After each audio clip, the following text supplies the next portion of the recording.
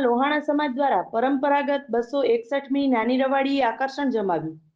પવિત્ર શ્રાવણ માસ શ્રાવણ વદ નોમના દિવસે માંડવીમાં લોહાણા જ્ઞાતિ દ્વારા યોજાયેલી પરંપરાગત 261મી નાની રવાડીમાં મોટી સંખ્યામાં શ્રદ્ધાળુઓ ઉપસ્થિત રહ્યા હતા. સૌપ્રથમ શાક માર્કેટ પાસે આવેલ શ્રી સુંદરવર મંદિરે મંદિરના પૂજારી શાસ્ત્રી નરેશ જોશી દ્વારા ભગવાન શ્રી કૃષ્ણનું પૂજન કર્યું હતું.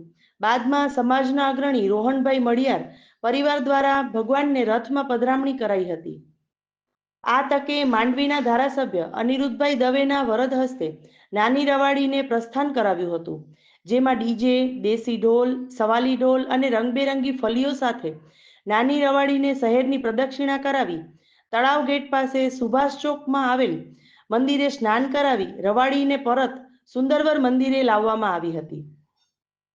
આ સાથે નાની રવાડીના કાયમી દાતા શૈલેષભાઈ મળિયાર પરિવાર, જીતેન્દ્ર જમનાદાસ બાવળ પરિવાર, મનસુખ જયંતિલાલ ગણાત્રા પરિવાર, શાંતિલાલ ગણાત્રા પરિવાર એ પૂજનનો લાભ લીધો હતો.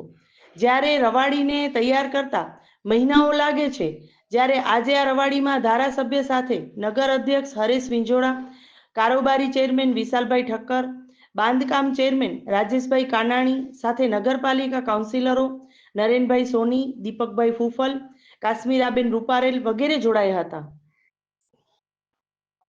જ્યારે સંપૂર્ણ આયોજન વ્યવસ્થા દિલીપભાઈ ઠક્કર, પ્રવીણભાઈ પોપટ, નીતિનભાઈ ભીંડે, વિજયભાઈ ઠક્કર, જયેશભાઈ ઠક્કર, તરુણભાઈ ટોપરાણી, રોહનભાઈ મળિયાર, જીગરભાઈ તન્ના, હેમેનભાઈ ઠક્કર, મિલનભાઈ ઠક્કર, અતુલભાઈ ઠક્કર, સાગરભાઈ જોશી, મહેશભાઈ જોશી, સ્મિતભાઈ ઠક્કર, જયમીન ઠક્કર વગેરે રહ્યા હતા.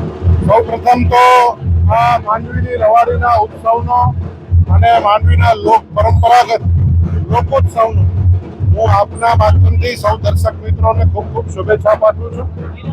આપણી સનાતન ભારતીય પરંપરા, એ ભારતીય પરંપરાની અંદર પરમાત્માનું અને સનાતન સંસ્કૃતિનું ખૂબ મહત્વ રહેલું છે.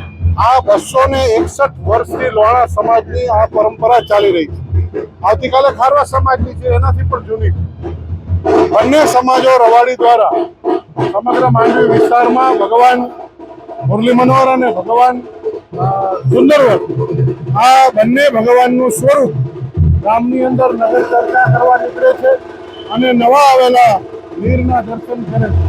તો આ વર્ષોથી પરંપરા ચાલે છે. અનેક લોકો આ મેળાઓમાં આવે છે, અનેક લોકો એમાં ભાગ લે છે અને આપણે સૌ કોઈ ભગવાન પાસે પ્રાર્થના કરીએ કે ભગવાન સૌનું ભલું કરે, સમગ્ર વિશ્વનું કલ્યાણ કરે, એવી ભાવના સાથે આજે રથયાત્રાનો રવાડી એટલે રથયાત્રા જે પ્રકારે જગન્નાથજીની અંદર રથયાત્રા નીકળે છે, એ જ પ્રકારે માંડવીમાં લોહાણા સમાજ અને ખારવા સમાજની રથયાત્રા વર્ષોથી નીકળે છે, સદીઓથી નીકળે. તો એ આ પરંપરાનો પ્રારંભ આજે સૌ નગરપાલિકાના અને સંગઠનના, સમાજના સૌ લોકો ઊંચ નીચ જાતિ પાતિ કોઈ ભાવ વગર બધા જ એક સાથે મળી, હિન્દુ સમાજના સૌ લોકો સાથે મળી અને આ સમરસતાના ઉત્સવનો, લોકોત્સવનો આજે પ્રારંભ થયો છે. અને ભગવાન પાસે પ્રાર્થના કરું છું કે ભગવાન સૌનું ભલું કરે. જન્માષ્ટમીના કૃષ્ણનો જન્મ થઈ જાય પછી કૃષ્ણ ભગવાનને પોતાની ઈચ્છા થાય હું દરેક લોકો, દરેક સમાજના લોકો અષાઢી સૈત્રના દિવસોમાં ત્યારે પણ અમુક લોકો મંદિરમાં આવી નથી શકતા, કૃષ્ણ ભગવાનને પોતાને એમ થયું કે હું બધાને દર્શન આપવા જાઉં અને આપણો જે સનાતન ધર્મ, એ સંસ્કૃતિ પ્રમાણે આપણા વડીલોએ જે રથયાત્રાનું આયોજન કર્યું અને આજે 261મી રથયાત્રાનો દિવસ છે. લોહાણા સમાજ એનું આયોજન કરે છે, પણ સનાતન હિન્દુ ધર્મ માટેનું આ રથોત્સવ છે. એની અંદર દેશ અને વિદેશથી લોકો રાહ જોઈને બેઠા હોય છે અને દેશ અને વિદેશથી એ લોકો આ ઉત્સવ માણવામાં આવે છે અને આનંદ ઉલ્લાસથી દરેક જ્ઞાતિના લોકો પર્વ ઉજવે છે. આજે 261મી આપણી રવાડી છે લોહાણાની.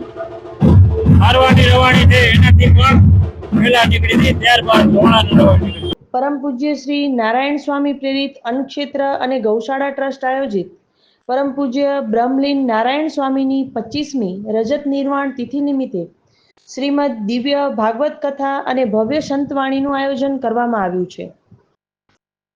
આંતરરાષ્ટ્રીય વિદ્વાન કથાકાર શ્રી શાસ્ત્રી અશ્વિનકુમાર રજલાલ સાહિત્ય રત્ન માંડવી કચ્છવાડા એ વ્યાસપીઠેથી જ્ઞાનામૃત ધારા વહાવશે તથા આયોજક શ્રી CA કૈલાસદાન ગઢવી કાર્યકારી અધ્યક્ષ આમ આદમી પાર્ટી અને શ્રી ચપલેશ્વર મહાદેવ મંદિરના નારાયણ આશ્રમના મહંત અને પરમ પૂજ્ય નારાયણ સ્વામી પ્રેરિત અન્નક્ષેત્ર ગૌશાળાના ટ્રસ્ટી શ્રી મહંત શ્રી શ્યામ ભારતીજી બાપુ દ્વારા સૌને જાહેર આમંત્રણ પાઠવવામાં આવે છે. કથા પ્રારંભ તારીખ 9/9/2025 અને કથા શ્રવણનો સમય સવારે 9:15 થી 12:15, બપોરે 3:15 થી 6:15 રહેશે તથા કથા વિરામની તારીખ 15/9/2025 રહેશે. કથાનું સ્થળ RSS શાખા ગ્રાઉન્ડ, બાબાવાડી, માંડવી, કચ્છ.